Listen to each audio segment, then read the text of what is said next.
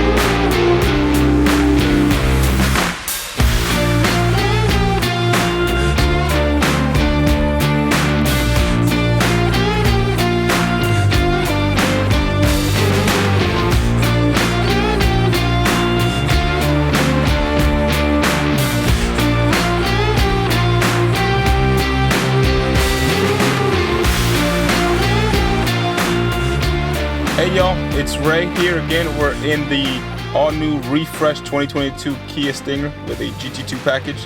As y'all can see, there is a couple different things that changed this year in here with the new Kia logo on the steering wheel on there. This one is equipped with our blind spot view camera. And we have now inserted it in the Stinger, especially in the GT2 package, a big upgrade. Our 10.25 display, a much more seamless and intuitive design with this one. Definitely not in your view either way, and we still have that beautiful heads-up display. There's a couple more things that still change that we still want to show you, especially out back, so stay tuned. We'll talk about it here shortly.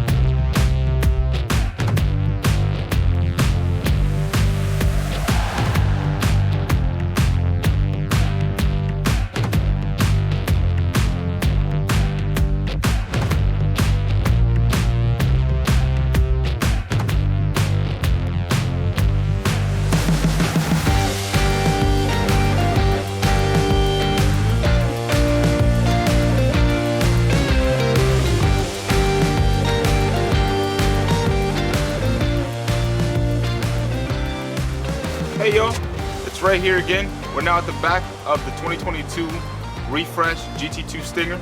As y'all see, the new one now has a new design on the tail lights. Beautiful design. I'm a big fan of the update that they did on it. Fully LEDs back here, especially with our reverse lights are now closer down to the ground for more visibility when we're backing up.